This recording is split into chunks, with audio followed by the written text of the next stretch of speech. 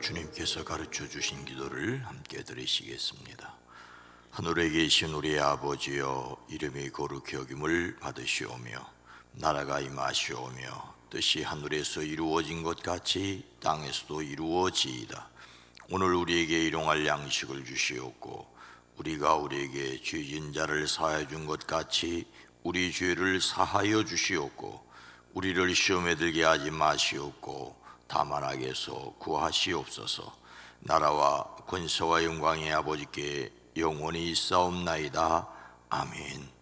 거룩하신 하나님, 자비로우신 주여, 이 시간 하나님의 자비하심을 구합니다. 또한 아버지의 자비하심 같이 자비롭기를 원합니다. 주여, 우리의 연약함을 고백합니다. 시험에 들지 않게 하시고 다만 악한 일, 취한 일, 더러운 일들 가운데서 우리를 구하여 주시옵소서. 한날의 생명을 허락하여 싸우니 이 한날에 필요한 지혜와 능력 또한 허락하여 주실 줄로 믿습니다. 주여, 하늘에서 이루어진 것을 믿습니다. 영혼이 잘됨을 믿습니다. 그와 마찬가지로 이 땅에서도 하나님의 뜻을 이루며 살게 하시고 범사가 주의 안에서 형통케 허락하여 주시되 주께서 붙들어 주시고 주께서 친히 일하심을 누리게 허락하여 주시옵소서. 일천번제를 받으시옵소서. 오랜 기도, 간절한 기도를 주여 들으시옵소서. 생명의 역사를 도하시옵소서. 강건케 하옵소서. 이 시간을 깨워 기도할 때 우리의 기도에 포함되어 있는 그 이름들을 기억하여 주시옵소서. 친히 주여 일하시옵소서. 우리로 하나님의 거룩함을 보게 하옵소서.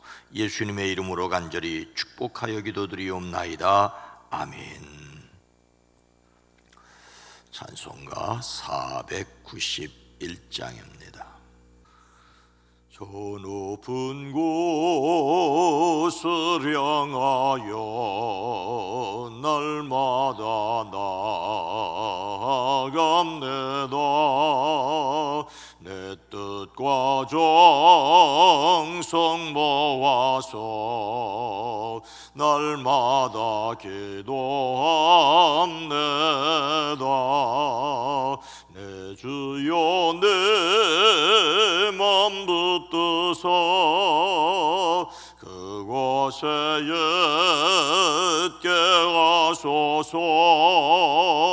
그곳은 빛과 사랑에 언제나 넘쳐옵니다.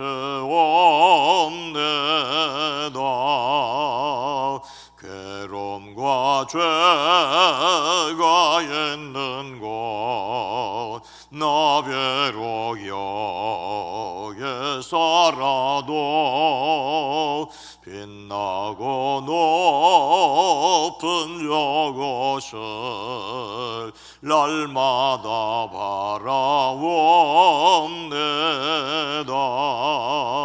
내 주여, 내 맘 붙드사 그곳에 있게 하소서. 그곳은 사랑에 언제나 넘쳐옵니다. 의심의 안개 거치고 은심의 구름 없는 곳 기쁘고 참된 평화가 거기만 있사옵니다. 내 주여, 내 맘 붙드사 그곳에 있게 하소서. 그곳은 빛과 사랑에 언제나 넘쳐옵니다. 험하고 높은 내 길을 쌓으며 나아갑니다. 다시금 geno하오니 내 주여 인도하소서.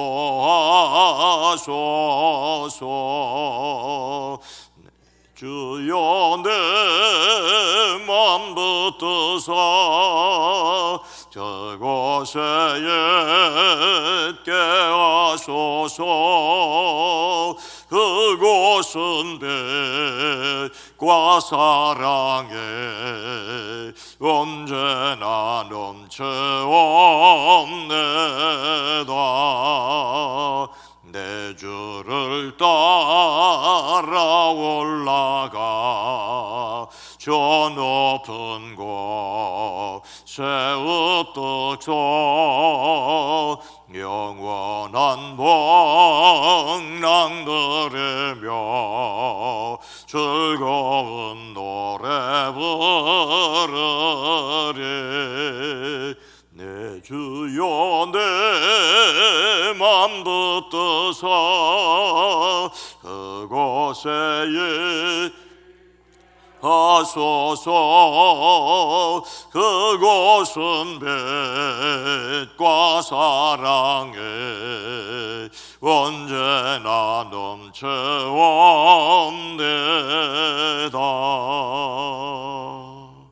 아멘. 마태복음 11장 2절로 5절 말씀입니다. 신약성경 16면 함께 읽습니다. 요한이 옥에서 그리스도께서 하신 일을 듣고 제자들을 보내어 예수께 여짜오되 오실 그이가 당신이 오니까 우리가 다른 일을 기다리오리이까? 예수께서 대답하여 이르시되 너희가 가서 듣고 보는 것을 요한에게 알리되 맹인이 보며 못 걷는 사람이 걸으며 나병 환자가 깨끗함을 받으며 못 듣는 자가 들으며 죽은 자가 살아나며 가난한 자에게 복음이 전파된다 하라. 아멘. 오늘도 예수 그리스도 안에서 하나님의 위로와 능력을 누리시기를 주의 이름으로 축복합니다.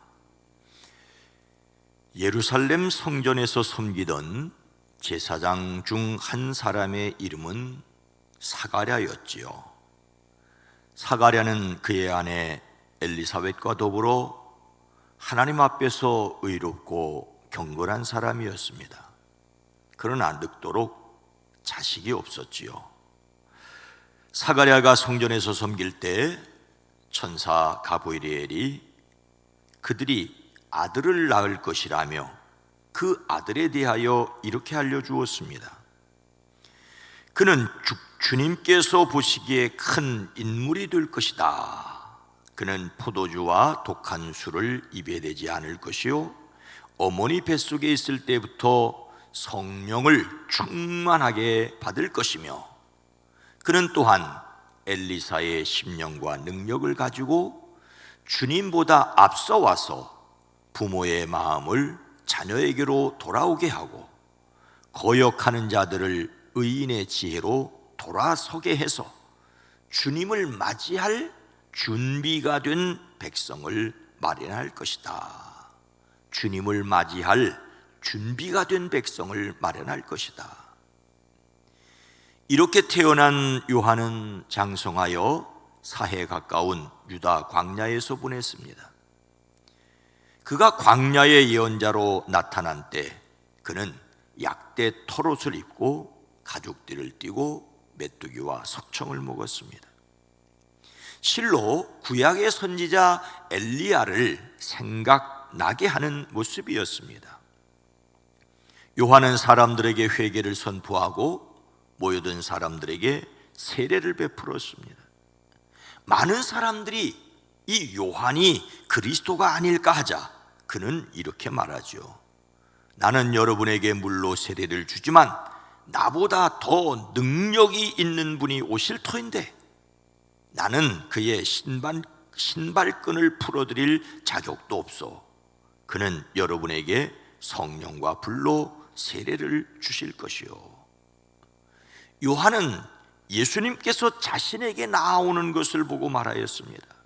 보시오, 세상 죄를 지고 가는 하나님의 어린 양입니다. 내가 전에 말하기를 내 뒤에 한 분이 오실 터인데 그분은 나보다 먼저 계시기에 나보다 앞선 분입니다 한 적이 있습니다. 그것은 이분을 두고 한 말입니다. 그는 또 예수님에 대하여 이렇게 말하지요. 나도 이분을 몰랐습니다. 그러나 나를 보내어 물로 세례를 주게 하신 분이 나에게 말씀하시기를 성령이 어떤 사람 위에 내려와서 머무는 것을 보거든 그가 바로 성령으로 세례를 주시는 분임을 알아라 하셨습니다. 요한은 성령이 비둘기같이 하늘에서 내려 예수님 위에 머무는 것을 보았습니다. 그런데 이랬던 요한이 오늘 말씀에서 어떻게 하였습니까? 헤롯에 의하여 감옥에 갇힌 세례자 요한은 제자를 예수님께 보내어 무엇이라고 여쭙게 하였습니다. 악이 예수님을 죽이려고 했던 헤롯을 대헤롯 또는 헤롯 대왕이라고 합니다. 정치적으로 매우 탁월하였기 때문이죠. 그가 죽고 그가 다스리던 땅은 그의 아들들에 의하여 나누어져 다스리게 되었습니다. 그들을 지배하던 로마의 승인을 받아 로마 총독이 있는 가운데였습니다. 로마에 충성하며 백성을 다스리는 분봉왕이었습니다. 헤롯 대왕의 둘째 아들로 역시 성경에서는 헤롯이라고 부르는 헤롯 안디바는 갈릴리와 베레아 지역을 다스리게 되었습니다. 그는 다메섹 왕 이레다 4세의 딸과 결혼했는데 이혼하고 자기의 조카이자 이복 동생 빌립의 아내였던 헤로디아와 재혼하였습니다. 이것을 그냥 두고 볼 세례 요한이 아니었습니다. 세례 요한이 그의 잘못을 책망하자 헤롯은 요한을 감옥에 가두었습니다. 헤롯은 세례 요한을 두려워하여 죽이지 못하다가 생일 잔치 자리에서 헤로디아 딸의 요청을 받고 드디어 세례 요한의 목을 베어 죽이게 되지요. 오늘 말씀의 배경은 아직 요한이 죽기 이전으로 감옥에 있을 때였습니다. 감옥에 있던 요한은 예수님께서 하신 일을 전해 듣고 자기 제자들을 예수님께 보내서 묻게 합니다. 예수께 여짜오되 오실 그이가 당신이 오니까 우리가 다른 일을 기다리오리까? 예수님께서 각종 이적을 베푸시며 권세 있는 가르침을 통하여 자신이 구약에 예언되어 있는 메시아이심을 입증하셨습니다. 그러나 당시 유대 종교자들은 메시아에 대한 바른 이해가 부족했습니다. 더욱이 자신들의 기득권을 유지하기 위해 예수님을 배척하지요. 이런 형편에서 요한이 제자를 예수님께 보내 여쭙습니다. 오실 그분이 당신이 오니까 그렇지 않으면 우리가 다른 분을 기다려야 합니까? 라고 묻습니다. 예수님께 구약에서 오시리라고 예언된 그 메시아가 맞느냐라는 질문입니다. 요한은 자신이 예수님께 세례를 베풀 때 하늘이 열리고 하나님의 영이 비둘기같이 내려와 예수님 위에 머무는 것을 보았었습니다. 그리고 또 요한은 보십시오, 세상 죄를 지고 가는 하나님의 어린 양입니다라고도 하였습니다. 그런데 요한은 옥에 갇힌 상태에서 예수님의 메시아 되심을 확인하기 위해 제자들을 보내 여쭙습니다.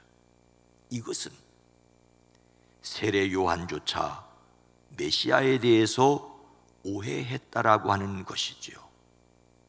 당시 대부분 유대인들은 구약에 예언된 메시아가 오셔서 자신들을 억압하고 있는 로마에게서 정치적으로 해방하고 이스라엘 민족 중심의 세상을 만들 것을 기대하고 있었습니다. 그런데 예수님은 오셔서 기적을 베푸시는 것을 볼 때는 메시아 같은데 당장 종말이 올 것을 말하지도 않고 로마를 무찔를 군대도 조직하지 않으셨습니다. 당장 종말이 올 것이라고 말씀하지 않으셨습니다. 요한은 직접 확인해 보아야 하겠다는 생각에 제자들을 예수님께 보내어 여쭙게 하였습니다. 예수님께서 요한의 질문에 무엇이라고 대답하심으로 그의 오해를 바로잡아 주셨다고 생각을 하십니까? 맹인이 보며 못 걷는 사람이 걸으며 나병 환자가 깨끗함을 받으며 못 듣는 자가 들으며 죽은 자가 살아나며 가난한 자에게 복음이 전파된다 하라. 예수님께서는 요한이 보낸 그의 제자들에게 대답하십니다. 가서 너희가 듣고 본 것을 요한에게 알려라. 예수님께서 행하신 치유 사적은 단순한 기적 이상의 의미가 있었습니다. 이미 구약의 선지자 이사야를 통하여 예언된 바로 그것을 이루고 계시다는 것입니다. 메시아 시대에는 소경이 보게 될 것이고 안진뱅이가 걷게 될 것이고 문둥병자가 깨끗함을 받게 될 것이며 귀머리가 들을 것이며 죽은 자가 살아날 것이며 가난한 자에게 복음이 전파될 것이라고 예언했고, 지금 예수님은 바로 그 일을 하고 계시다라고, 너희들이 보고 있지 않느냐, 가서 그대로 얘기하라고 말씀하고 있습니다. 예수님의 대답은 내가 메시아, 즉 그리스도라고 하는 말씀이셨습니다. 하지만 그들이 생각하고 있는 메시아는 아니었습니다. 그들은 즉각적으로 임하는 정치적 메시아를 기대하였습니다. 하지만 예수님께서는 하나님의 심판이 즉각적으로 이루어지지 않는다 할지라도 치유와 복음 전파를 통하여 하나님이 마지막 날에 약속하신 것이 이미 시작된다라고 하였습니다. 우리가 서로에게 신뢰성을 쌓으려면 노력이 매우 필요합니다. 어떤 노력을 해야 되겠습니까? 예수님을 닮는 성품 11월의 주제는 신뢰성입니다. 신뢰성은 굳게 믿고 의지할 수 있는 성질이지요. 신뢰성의 반대인 변덕은 이랬다 저랬다 잘 변하는 태도나 성질입니다. 그런데 우리가 어떻게 변덕스럽지 않고 굳게 믿고 의지할 수 있는 사람이 될 수 있겠습니까? 무조건 믿는 것입니까? 그랬으면 좋겠지만 그렇지 않습니다. 모든 일을 신중하게 잘 판단하고 정확하게 결정하여 큰 성공을 이룬 분에게 기자가 물었습니다. 회장님은 어떻게 모든 결정을 그렇게 실수 없이 잘 결정하십니까? 그러자 그 회장이 이렇게 대답을 했다고 하죠. 예, 내가 젊어서 실수를 많이 해보았기 때문입니다. 실수를 많이 해보았기 때문에 실수를 많이 해서 실수하지 않게 되었다는 이야기입니다. 사람은 의심할 수 있습니다. 의심을 통하여 믿음으로 나가야 합니다. 세례 요한이 예수님을 의심했다는 것이 잘했다는 말은 아닙니다. 하지만 그의 마음에 의심이 생겼을 때 제자들을 보내서 직접 여쭈어본 것은 잘한 일들이었습니다. 당시 지도자들은 자신의 생각과 다르다고 예수님을 배척하고 죽이려고 했는데 요한은 제자들을 보내 여쭙게 했습니다. 예수님을 닮는 성품으로서의 신뢰성은 하기로 한 일은 예기치 못한 희생이 따르더라도 끝까지 완수하는 것입니다. 그러려면 확신이 분명해야 합니다. 무조건 믿는 것은 무조건 믿지 않는 것만큼이나 위험합니다. 신뢰성을 가지려면 정확하게 알아야 합니다. 그래서 하나님의 능력으로 내게 무엇을 기대하는지 확인한다이어야 합니다. 실수하지 않으려면 정확하게 파악해야 합니다. 신뢰성을 쌓으려면 먼저 서로에 대하여, 하고자 하는 일에 대하여 정확하게 알아야 합니다. 정확하게 알려면 물어보아야 합니다. 우리는 기도로 하나님께 묻고 확신해야 합니다. 그래서 비로소 희생이 따르더라도 끝까지 완수하는 신뢰성 있는 사람들이 되어지기를 주님의 이름으로 축원합니다. 거룩하신 하나님, 자비로우신 주님, 성령이 역사하여 예수님이 누구신지를 알아보았던 그 세례자 요한이 감옥에 갇혀 예수님께 제자를 보냈다는 것을 통하여 사람이란 이렇게 바람에 흔들리는 갈대와 같을 수도 있다는 것도 깨닫게 됩니다. 성령 충만했던 사람들이 믿음이 연약해질 수 있다는 것도 보게 됩니다. 그러나 의심이 생겼을 때에 그냥 의심하고 포기하고 마는 것이 아니라 확인하고 묻고 듣고 분명한 믿음을 가지고 살아가는 모습을 또한 보게 됩니다. 주님, 하나님께서 내게 무엇을 기대하시는지 확인하고 정말로 옳은 일이 무엇인지, 하나님이 원하시고 기뻐하시는 온전하신 뜻이 무엇인지를 묻고 의심을 넘어 믿음으로 하나님을 기쁘게 하는 저희들 되어지게 하옵소서. 무조건 믿지 않는 세상에서 무조건 믿겠다는 것이 아니라 하나님의 거룩하신 뜻에 합당한 삶을 향하여 담대하게 나아가는 오늘 하루가 되어지게 하옵소서. 이 땅은 무조건 믿는 사람과 무조건 믿지 않으려는 사람들로 갈라져 있습니다. 이러한 가운데 하나님이 원하시고 기뻐하시는 뜻이 무엇인지를 물으며 하나님의 뜻에 끊임없이 순종하기 위해 우리 자신을 복종시켜가는 저희들 되어지게 하옵소서. 쌀쌀한 날씨 가운데 마음조차 쌀쌀하거나 쓸쓸해질 수 있는 저희들입니다. 예수 그리스도를 의지함으로 강하게 하시고 담대하게 하시옵소서. 이 땅을 치료하여 주시옵소서. 예수님의 이름으로 간절히 기도드리옵나이다. 아멘. 오늘 말씀을 통하여 신뢰하기 위하여 궁금한 것은 묻게 하옵소서. 신뢰하기 위해 서로를 더 잘 알아가게 하옵소서.